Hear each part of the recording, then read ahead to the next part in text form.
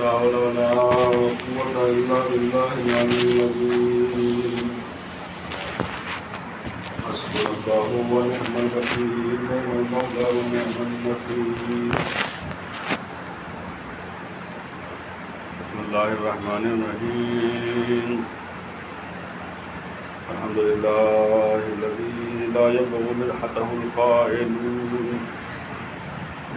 ولا يخزي نعمه العادون ولا يعدي حقه المجتهدون فطر الخلائق بقدرته ونشر الرياح برحمته ووددا بالسكون ميدان أرضه والصلاة والسلام على سيدنا ومولانا بالقاسم المصطفى محمد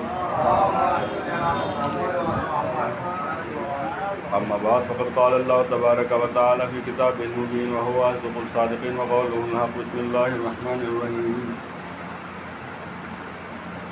إن الدين عند الله الإسلام صلى الله عليه وسلم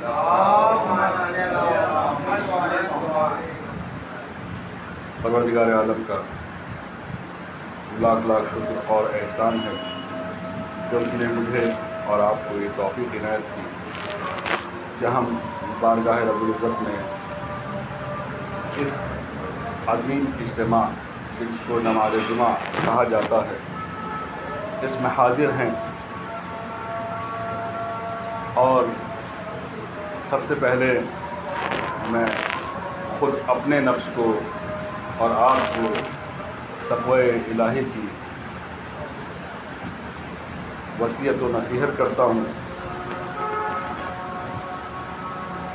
اور بارگاہ رب العزت میں دعا گو ہوں کہ ہمارے اس قلیل سے عمل کو قبول فرما۔ الحمدللہ ماہ مبارکہ رمضان میں ہم لوگ داخل ہیں اور پچھلے 6 روز سے روزے رکھ رہے ہیں۔ چند چیزیں کہ جو مناسبات ہیں اس مہینے کی وہ خدمت میں آپ کی پیش کرنا چاہوں گا کہ جس میں پہلی رمضان وہ روز ہے، یاد رکھنے کی باتیں ہیں۔ انشاءاللہ اس مہینے کے آخر میں جو کوئز ہوگا وہ آن لائن بھی ہوگا اور آف لائن بھی ہوگا، اس میں نماز جمعہ کے جو خطبات دیے گئے ہیں، جو دروس روزانہ ہو رہے ہیں جو کہ آن لائن بھی موجود ہیں، ان میں سے سوال و جوابات کا سلسلہ رہے گا، تو کوشش کیجیے گا کہ تمام تر سوال و جوابات کے سن کر جواب دیں۔ پہلی ماہ مبارک کو وہ دن ہے کہ جس دن امام رضا علیہ السلام کو عباسی خلیفہ مامون نے اپنا ولی عہد بنایا تھا۔ دوسری رمضان کو وہ دن ہے کہ جس دن روزے پہلی مرتبہ مسلمانوں کے اوپر فرض کیے گئے۔ تیسری ماہ رمضان وہ روز دن ہے کہ جس میں جناب ابراہیم کے اوپر مصحف اتارا گیا تھا۔ چوتھی ماہ رمضان نزول تورات کا دن ہے۔ پانچویں ماہ رمضان وہ دن ہے کہ چھٹی ماہ رمضان یعنی آج کا دن وہ دن ہے کہ آج کے دن امام رضا علیہ السلام کے نام کا سکہ جاری ہوا تھا۔ 7 یعنی کل 7 ماہ رمضان وہ دن ہے کہ جس دن انجیل نازل ہوئی تھی، اور 8 ماہ رمضان وہ دن ہے کہ جس دن لوگوں نے امام رضا علیہ السلام کی بیعت کی تھی۔ اس کے بعد 10 ماہ رمضان وہ دن ہے کہ جس دن اللہ کے رسول کی پہلی زوجہ حضرت خدیجہ سلام اللہ علیہا کی وفات کا روز ہے، اور 12 ماہ رمضان وہ دن ہے کہ رسول خدا نے مہاجرین اور انصار کو اس میں آپس میں بھائی بنایا تھا۔ 14 ماہ رمضان جناب مختار ثقفی کی شہادت کا دن ہے، اور 15 ماہ رمضان امام حسن مجتبیٰ علیہ السلام کی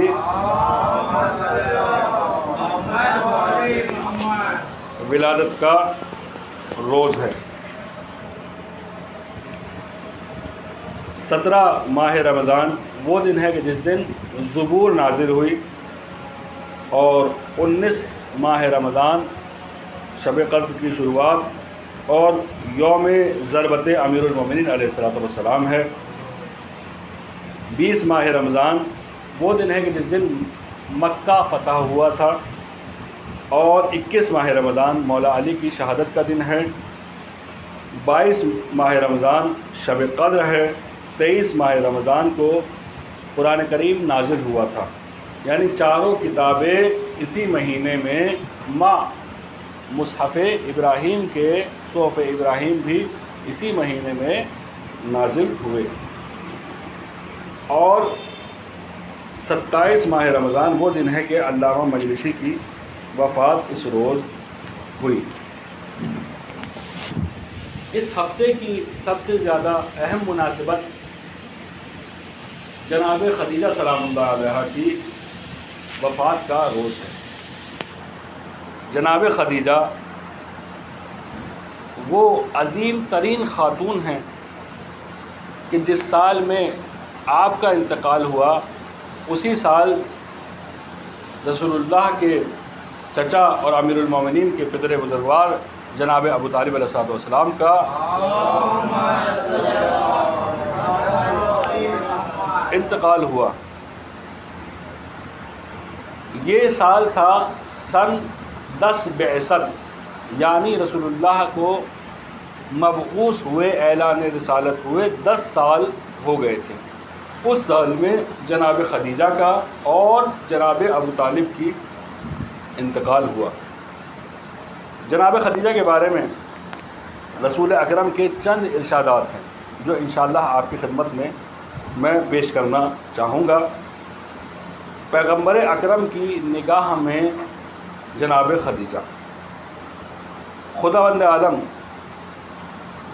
ہر روز حضرت خدیجہ کے وجود مبارک سے فرشتوں پر فخر کرتا ہے۔ آپ کا وجود اتنا بابرکت ہے تو پروردگار عالم رسول اللہ فرماتے ہیں کہ آپ کے اوپر، فرشتوں کے اوپر فخر کرتا ہے پروردگار عالم آپ کے وجود سے۔ پھر فرماتے ہیں کہ حضرت خدیجہ مجھ پر اس وقت ایمان لے کر آئی جب وادی کفر میں سب لوگ غوطہ ور تھے، اور اس وقت آپ نے میری تصدیق فرمائی کہ جب سب میرا انکار کر رہے تھے۔ تیسرا آپ کا قول جناب خدیجہ کے بارے میں رسول اللہ نے فرمایا کہ انہوں نے اس وقت اپنا تمام مال میرے حوالے کر دیا جب سب مجھ سے فرار کر رہے تھے، اور انہی کے طفیل سے خداوند عالم نے مجھے صاحب اولاد بنایا۔ چوتھا قول رسول اللہ کا جناب خدیجہ کے بارے میں ہے، فرماتے ہیں کہ مریم بنت عمران، آسیہ بنت مزاحم اور خدیجہ بنت خویلد اور فاطمہ بنت محمد، یہ 4 خاتون ایسی ہیں کہ دنیا کی بہترین خواتین شمار ہوتی ہیں۔ پھر فرماتے ہیں کہ جنت کی افضل خواتین خدیجہ بنت خویلد، فاطمہ بنت محمد، مریم بنت عمران اور آسیہ فرعون کی زوجہ ہیں۔ جناب خدیجہ وہ خاتون ہیں کہ جو سب سے پہلے اللہ کے رسول کے اوپر ایمان لائیں، اور وہ خاتون ہیں کہ جو سب سے پہلے جنہوں نے نماز پڑھی۔ جناب خدیجہ وہ خاتون ہیں کہ جب جناب خدیجہ کے سامنے بیان کیا گیا کہ حضرت علی علیہ السلام میرے ولی و وصی ہوں گے، تو جناب خدیجہ نے واضح طور پر اعلان کیا، میں علی کی ولایت کا اعلان اور اقرار کرتی ہوں، اور میں ان سے بیعت کا اعلان کرتی ہوں۔ رسول اللہ سے شادی کا مقصد آپ نے بیان کیا۔ دیکھیے بہت اہم مرحلہ ہے کہ کوئی اپنی شادی کا مقصد بیان کرے۔ شادی کے مقاصد کے بارے میں جہاں ہمیں احادیث ملتی ہیں کہ جس نے مال کے لیے یا جمال کے لیے شادی کی، جس نے کسی مرد یا عورت سے مال کے لیے یا جمال کے لیے یا اس کی خوبصورتی کے لیے اس سے شادی کی، تو پروردگار عالم اس کو اس کے مال سے بھی محروم رکھے گا اور اس کے جمال سے بھی محروم رکھے گا۔ اب اسلامی شادی کیا ہے، کیسے ہوتی، کون سے آئیڈیل کیا ہیں ہمارے سامنے، کون سی شادی آئیڈیل ہے، یہ جناب خدیجہ خود کہتی ہیں۔ خود حضرت خدیجہ پیغمبر اسلام سے اپنی شادی کے مقصد کو بیان کرتی ہیں اور کہتی ہیں، اے میرے چچا کے بیٹے، میں آپ کی شیدائی ہوں، اس کی کئی وجہ ہیں۔ ایک تو آپ میرے رشتہ داروں میں سے ہیں، دوسرے آپ کی شرافت کی بلندیوں پر فائز ہیں، آپ شرافت کی بلندیوں پر فائز ہیں۔ شرافت ایک ایسا ملکہ ہے کہ جہاں آپ کو محسوس ہو، جب بھی آپ کبھی شادی کے لیے کھڑے ہوں، خود اپنی شادی ہو یا کسی کی شادی کر رہے ہو، تو سب سے پہلی جو چیز دیکھنے لائق ہے وہ اس کی شرافت ہے۔ تیسری چیز جو بیان فرماتی ہیں، کہتی ہیں کہ آپ اپنی قوم، آپ کو آپ کی قوم امین کہہ کر پکارتی ہے، آپ کو امانت دار سمجھتی ہے۔ یہ بھی ایک وجہ ہے کہ میں آپ سے شادی کرنا چاہتی ہوں۔ پھر فرماتی ہیں کہ آپ سچے انسان ہیں۔ صدق و سچائی یہ بھی ایک ایسی صفت ہے کہ جب انسان کو کبھی شادی کے مرحلے میں داخل ہو تو اس کو دیکھنا چاہیے۔ پھر فرماتی ہیں کہ دیکھو، پانچویں چیز جو میں نے آپ کے اندر پائی وہ یہ ہے، اے محمد، اے میرے چچا زاد، جتنا اچھا آپ کا اخلاق ہے اتنا اچھا اخلاق میں نے کسی اور کا نہیں پائی، لہٰذا میں چاہتی ہوں کہ آپ سے ازدواج کروں۔ دولت جناب خدیجہ کی کئی سالوں سے قریش کا سب سے بڑا تجارتی کاروان جو دنیا بھر کے حصوں میں جایا کرتا تھا وہ جناب خدیجہ کے اختیار میں تھا، جس کی وجہ سے آپ مالا مال ہو گئی تھی۔ آپ نے اپنا سب مال، جتنی مال و دولت تھا، وہ سب رسول اسلام اور اسلام کے اوپر قربان کر دیا۔ آپ کی عقل و ذہانت کے بارے میں بیان کیا جاتا ہے، حضرت خدیجہ کی فکر سالم اور عقل مندی کے بارے میں صرف اتنا ہی کافی ہے کہ مورخین نے لکھا ہے کہ پیغمبر اسلام اپنے تمام امور میں، اپنے تمام کاموں میں حضرت خدیجہ سے مشورہ کیا کرتے تھے، اور حضرت خدیجہ بعنوان مشاور پیغمبر زندگی کے تمام مشکلات میں پیغمبر کے ساتھ رہیں۔ زندگی کے ناگوار حوادث میں آپ تسلی دیا کرتی تھیں، اور اسلام کی دعوت کے دوران آپ کی زندگی میں جو مشکلات، رسول اللہ کی زندگی میں جو مشکلات اور مشقتیں پیش آ رہی تھیں، حضرت خدیجہ رسول اللہ کی خاطر ان کو بھی تحمل کیا کرتی تھیں۔ جناب خدیجہ کی تاریخ وفات 10 رمضان مبارک، جیسا کہ عرض کیا ہم نے، ظاہری طور پر اس بات میں کوئی اختلاف نہیں ہے کہ آپ کی وفات اسی مہینے یعنی ماہ مبارک رمضان میں ہوئی۔ طبری نے 1000 سال قبل حضرت خدیجہ کی وفات کی دقیق تاریخ بعثت کے 10ویں سال 10 رمضان المبارک بتلائی ہے۔ پیغمبر اکرم خود آپ کی قبر میں اترے اور اپنے ہاتھوں سے آپ کے جسم مبارک کو قبر میں رکھا۔ اس وقت تک نماز میت شریعت میں نہیں تھی، اور حضرت کی وفات اس سال ہوئی جس سال جناب ابو طالب علیہ السلام کی وفات واقع ہوئی۔ اور ان دونوں وفاتوں سے مغموم ہو کر اللہ کے رسول نے اس سال کا نام ہی عام الحزن رکھ دیا، غموں کا سال۔ جناب خدیجہ کی وصیتیں۔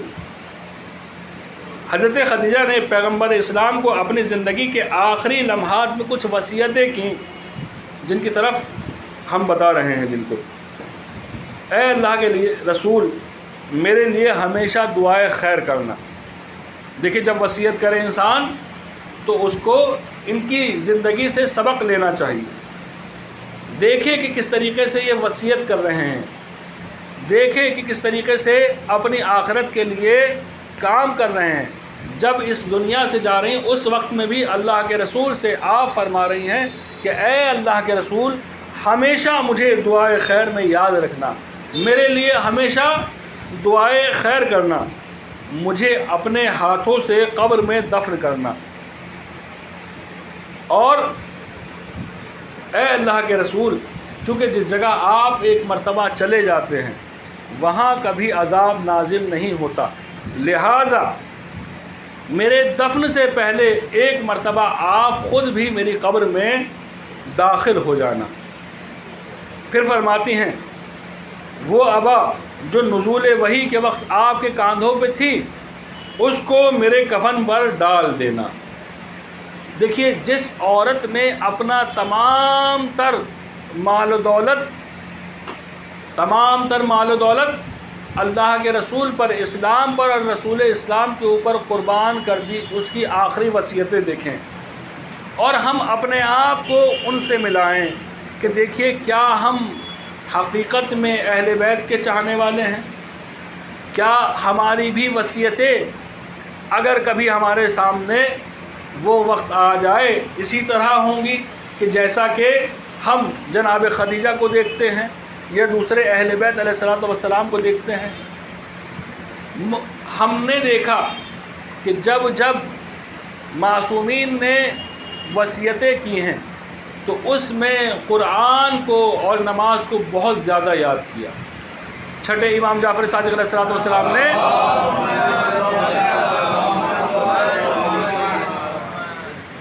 فرماتے ہیں، سعد امام فرماتے ہیں کہ ہمارے بابا نے پورے خاندان کو جمع کیا، پورے خاندان کو جمع کیا، ہر ایک بچے کو بڑے کو بلایا، اس کے بعد سب کو اپنے نزدیک بلایا اور کہا کہ دیکھو تم اس دنیا کے بہترین خاندان ہو، تم باشرف خاندان سے تعلق رکھتے ہو، لیکن یہ سمجھ لینا اگر تم میں سے کسی ایک نے بھی نماز کو ہلکا سمجھا تو میں تمہارا باپ ہوتے سوا بھی میں کسی کی سفارش نہیں کروں گا۔ یہ نماز کی اہمیت ہے۔ ارباب اعزاز، کوشش کیجئے نماز کو اہمیت دیں۔ کل بھی اعلان ہوا کہ 1 بجے نماز شروع ہو جائے گی، اس کے بعد بھی ہم حالت یہ دیکھتے ہیں کہ وقت کی پابندی کا بے حد زیادہ خیال نہیں رکھا جاتا، تو کوشش کیجئے کہ حاضر ہو سکیں۔ اس ہفتے کی ایک مناسبت شہید باقر الصدر کی شہادت ہے۔ مختصر عرض کر دوں ان کے بارے میں۔ شہید باقر الصدر 1 مارچ 1935 کو اس دنیا میں تشریف لائے اور 9 اپریل 1980 کو شہید کر دیے گئے۔ آپ کو شہید خامس بھی کہا جاتا ہے۔ آپ ایک شیعہ عالم اور ایک بہت بڑے فلسفی، ایک بہت بڑے علم کلام کے ماہر تھے۔ آپ کی لکھی ہوئی کتابیں آج بھی حوزات میں پڑھائی جاتی ہیں۔ آپ کے بھائی مقتدی صدر اور امام موسیٰ صدر کے سسر تھے۔ آپ کے والد حیدر الصدر ایک بہت ہی اعلیٰ عالم تھے۔ آپ 7 امام موسیٰ کاظم علیہ السلام کی اولاد میں تھے۔ جناب باقر الصدر کو 1980 میں صدام ملعون نے شہید کر دیا، اور ساتھ ہی ساتھ ان کی بہن آمنہ صدر بنت الہدا، جن کا نام تھا آمنہ صدر بنت الہدا نام تھا ان کا، شہید صدر کی بہن بنت الہدا، ان کو بھی شہید کر دیا۔ اور جب اس سے پوچھا گیا کہ تو نے ایک عورت کو کیوں مارا، تو جانتے ہیں اس نے کیا جواب دیا؟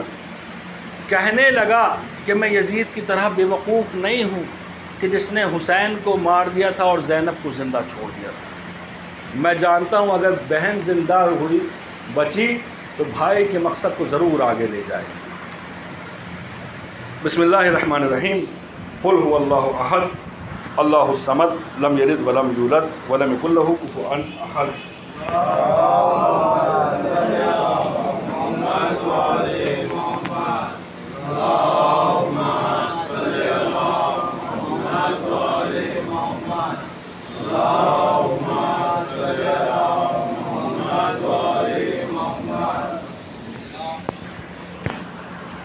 لا حول ولا قوة إلا بالله العلي العظيم۔ بسم الله الرحمن الرحيم۔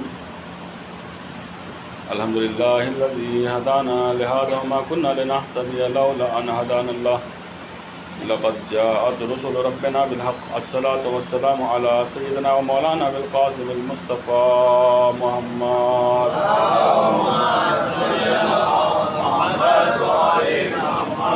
آلہ الطیبین الطاہرین المعصومین الذین اذهب اللہ عنہم الرجس وطہرہم تطہیرا۔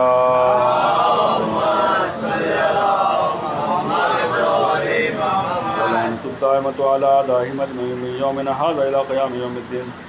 اما بعد فقد قال اللہ تبارک وتعالی فی کتابہ المبین وہو اصدق الصادقین وقولہ الحق۔ بسم اللہ الرحمن الرحیم۔ كتب عليكم الصيام كما كتب على الذين من قبلكم لعلكم تتقون۔ صلوات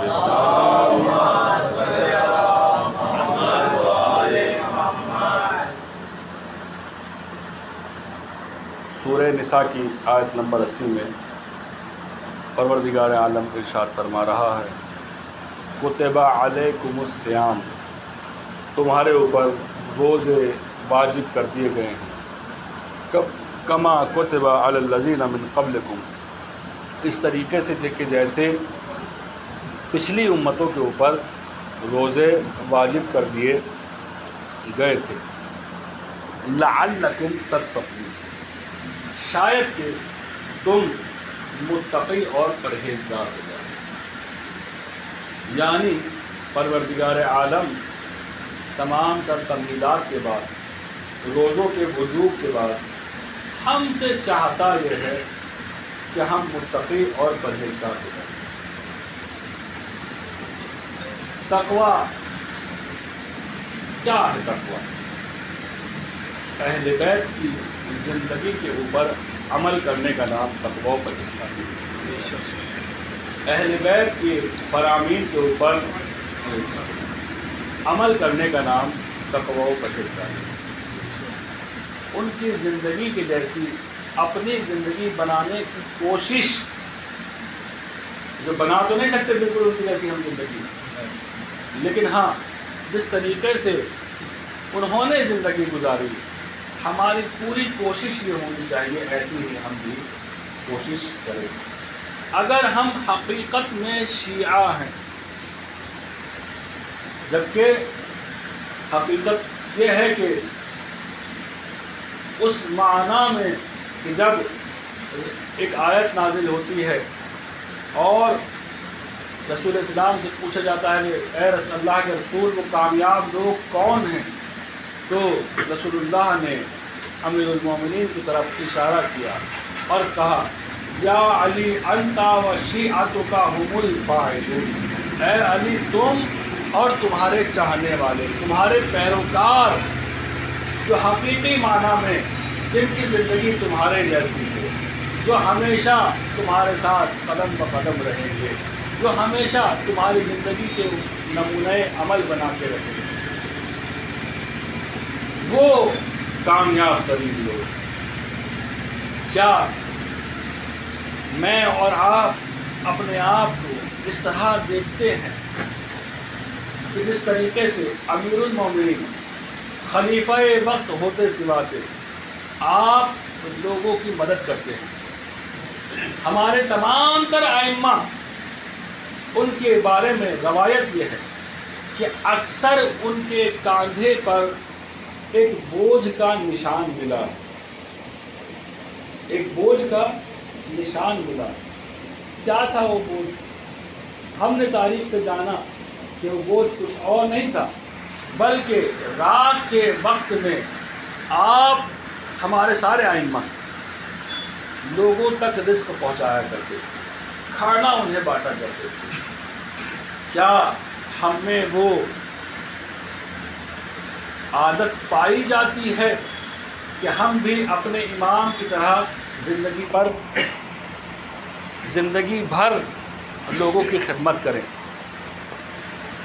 ایک بہت بڑے مرجع تقلید فرماتے ہیں کہ میں نے 50 سال کی زندگی میں واجب کاموں کے بعد اس سے بہتر اور مستحب عمل نہیں سمجھا کہ میں لوگوں کو خوش کر سکوں، ان کو ایک خوشی دے سکوں. خیر، بارگاہ رب العزت میں دعا گو ہیں کہ پروردگارہ ہمارے اس قلیل سے عمل کو قبول فرما اور ہم کو توفیق عنایت کر کہ ہم بھی اہل بیت کی سیرت کے اوپر چل سکیں. ابھی آپ لوگ جانتے ہیں اب سے چند روز پہلے مشہد میں ایک شخص نے امام رضا علیہ السلام کے روزے کے صحن کہ جس کا نام پیغمبر اعظم ہے.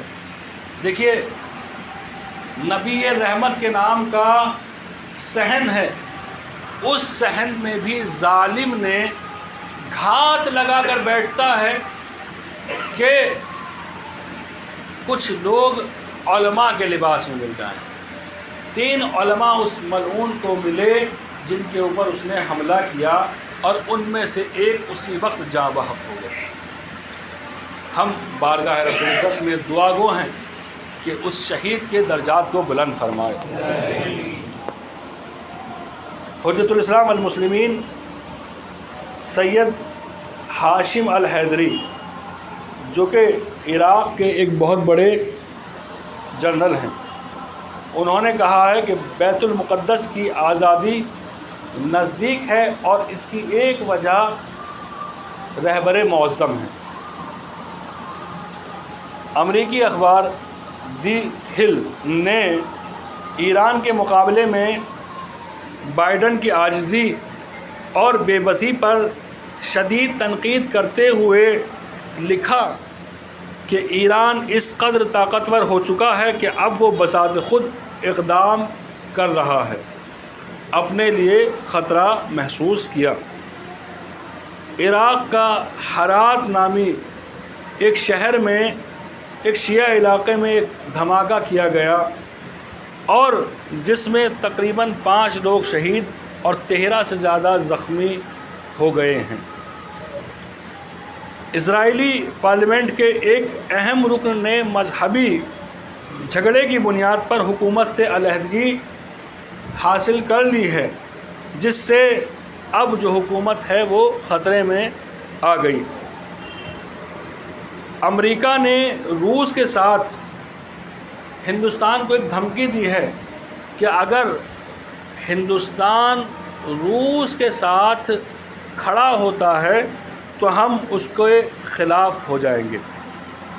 یہ چند باتیں، یہ اخبارات جو آپ لوگوں کی خدمت میں بیان کرتا ہوں، ان کا حد اقل مقصد یہ ہے کہ مومن کو چاہیے تمام تر خصوصاً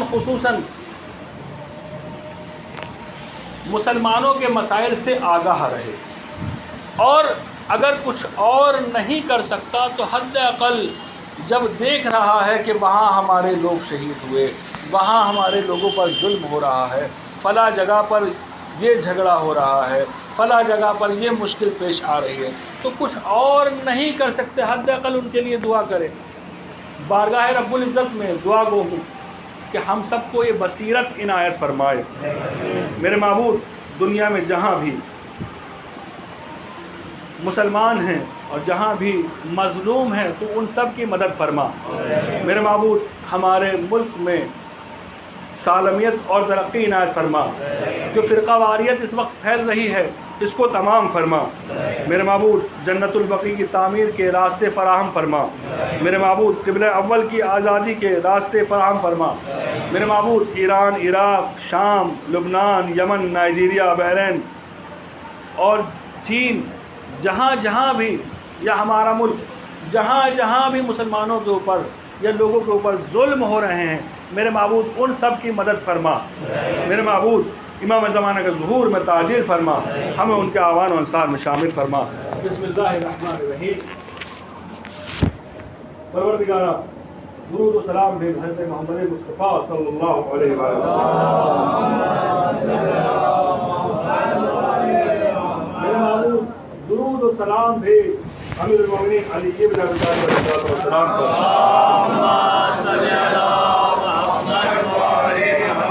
میرے معبود درود و سلام بھیج حضرت فاطمہ زہرا سلام اللہ علیہا پر۔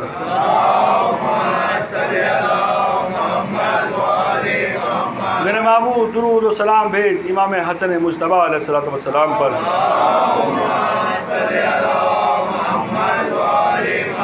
میرے معبود درود و سلام بھیج امام حسین شہید کربلا پر۔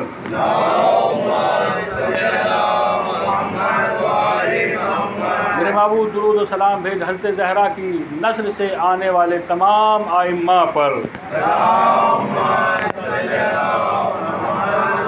پروردگارا ہمارا درود و سلام بھیج آخری حجت، آخری امام، ہمارے اور تمام شیعوں کے 12ویں امام امام مہدی علیہ السلام پر۔ پروردگارا ان کے ظہور کو جلد سے جلد فرما، ہمیں ان کے اعوان و انصار میں شامل فرما۔ بسم اللہ الرحمن